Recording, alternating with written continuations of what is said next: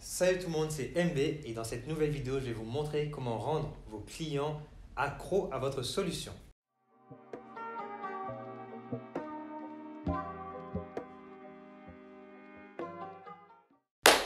Alors bien sûr, si je ne me connais pas, je m'appelle Dussolier Mickaël et sur cette chaîne, j'aide les entrepreneurs SaaS à scale leur business. Dans cette vidéo, je vais vous parler des concepts de FOMO, mais bien sûr aussi du JOMO.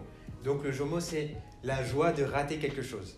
Vous allez voir qu'au final, si vous voulez faire une stratégie marketing qui est puissante et vraiment efficace sur le long terme, vous devez faire en sorte de mélanger les deux et faire en sorte de créer une stratégie qui prend en compte la peur de rater quelque chose, mais aussi la joie de l'avoir raté. Je vais m'expliquer dans cette vidéo en 5 éléments qu'il faut mettre en place si vous voulez faire une stratégie identique. La première, c'est le temps gagné. Donc on va prendre le cas avec Deliveroo. Hop, tout ce qui est livraison à domicile pour tout ce qui est la nourriture et tout ça, ça vous permet de vous dire ok, je vais pas cuisiner. Ok, je ne serai pas obligé d'aller chercher à manger. Je vais pas me poser la question, ouais, je vais prendre trop de temps à l'accueil, etc. Hop, il y a une personne qui s'occupe de ça pour nous. Donc, on fait en sorte de gérer le FOMO parce qu'on a peur de rater quelque chose en sortant de chez nous, en allant là-bas, en prenant trop de temps. Mais on fait le JOMO parce qu'au final, on est content de ne pas partir. On est content de ne pas partir, de faire la queue, de faire tout le process pour aller récupérer la nourriture qu'on a envie d'avoir parce qu'on a faim tout de suite, etc. Donc, première étape, premier élément, le temps gagné. Le deuxième, c'est les notifications. Ok, on va vous prendre ici le cas avec Facebook. Facebook, ils ont bien compris le fait de mettre le FOMO et le JOMO, c'est qu'ils font en sorte de vous dire ok, vous avez des notifications que des personnes avec qui vous parlez, que des personnes qui ont commenté vos statuts ou des personnes qui vous avez l'habitude de voir les profils, etc. Donc vous allez recevoir les notifications dès qu'il va se passer quelque chose.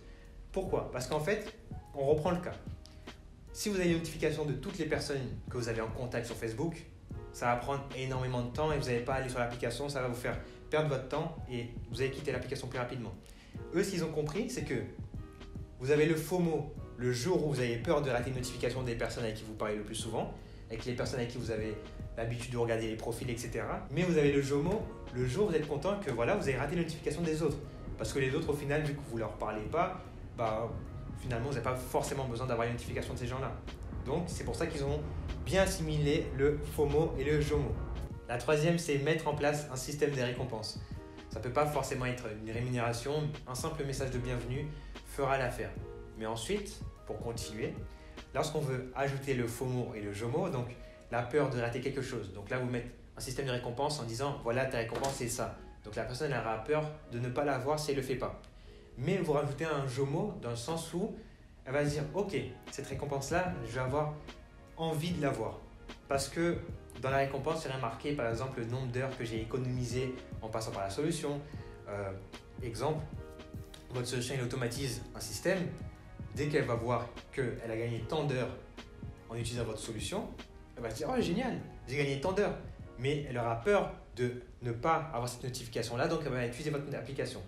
Vous voyez le principe ou pas? C'est comme, hop, j'automatise une tâche, j'ai envie de voir combien d'heures que j'ai gagné en automatisant. Le quatrième, l'email. Donc là, stratégie de lead nurturing, n'hésitez pas à regarder ma vidéo qui parle du sujet. J'ai cité 5 stratégies dessus, donc allez-y. Là, dans cet exemple-là, on va prendre le cas avec Netflix. Netflix, hop, directement, nouvelle série. Il vous la propose s'il sait que ça peut vous intéresser. Vous regardez, vous avez un lien directement dedans, dans l'email, pour voir la série. Donc, le système de onboarding, même si vous êtes déjà un client fidèle, il est déjà automatisé pour vous. Voilà, vous avez le FOMO parce que vous avez peur de rater une nouvelle série qui est bonne pour vous. Mais vous avez le JOMO parce que vous êtes content au final que la série vienne à vous et que vous avez gagné du temps. Vous avez juste à cliquer sur le lien, hop, vous commencez la nouvelle série. C'est parfait pour vous. Et on passe à autre chose. Et la cinquième et la dernière, c'est bien sûr faites des combos. Quand je vous dis faites des combos, c'est par exemple, ok, on va prendre le cas avec Netflix et Deliveroo.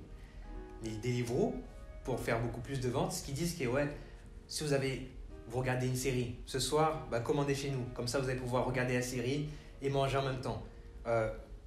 Uber Eats et Deliveroo aussi font la même chose. Eux, leur pub, c'est centré sur les personnes qui regardent par exemple des matchs de foot, qui regardent des matchs de basket ou autre, et qui ont besoin de commander, mais qui n'ont pas envie de se lever parce que sinon c'est des chats noirs ou autre. Donc ils se disent ok, je vais commander, donc je vais commander via une plateforme, ça va arriver chez moi et ça va allier le JOMO et le FOMO Parce qu'ils vont se dire en fait, ok, je suis content d'avoir évité de me lever, donc je peux regarder mon match sans coupure. Et j'ai la peur de regarder mon match parce qu'au final, si je me lève, je ne vais pas pouvoir le faire. Donc, c'est aussi ce qu'ils expliquent dans leur vidéo, dans leur publicité. Donc, vous avez vu que même eux, ils font en sorte de faire des combos. Ils utilisent aussi des applications de leurs concurrents. Donc, voilà, Deliveroo et Netflix n'ont pas fait de partenariat particulier pour gérer ça, mais ils se sont dit, ok, j'ai demandé à mon client qu'est-ce qu'il fait en même temps qu'il mange. Et si je sais qu'il regarde Netflix ou qu'il regarde un match, bah tiens, ça je peux l'utiliser dans mon marketing, dans ma stratégie de com. Et comme ça va me rapporter plus de clients parce que je vais pouvoir comprendre mes clients. Et encore une fois, comme je vous dis, data is king.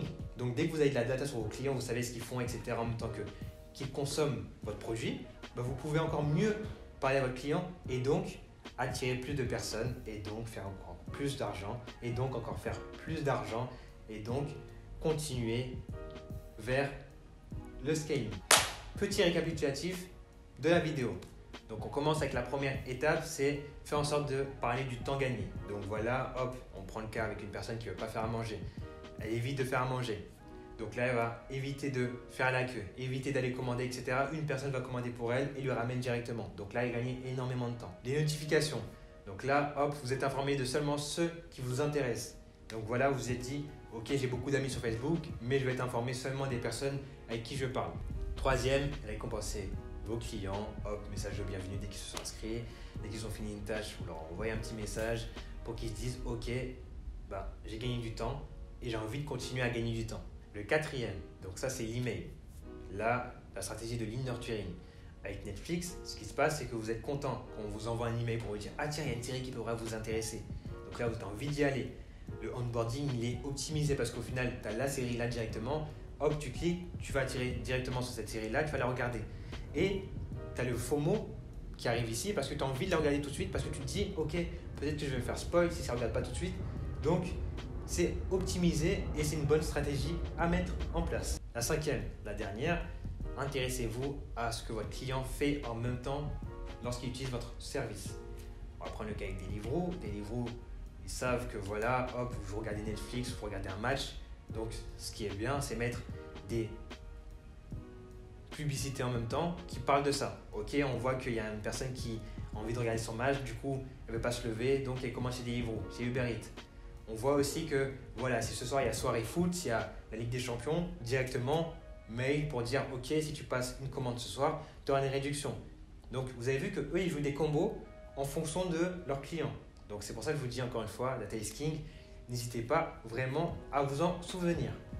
On arrive à la fin de la vidéo. N'hésite pas à commenter, liker et à partager cette vidéo. N'hésite pas aussi à me suivre sur Instagram où je poste du contenu régulièrement dessus. C'était MB, c'était tout pour moi. N'hésite pas aussi à t'abonner sur cette chaîne. On se dit à la prochaine fois pour du contenu sur des SaaS. Ciao!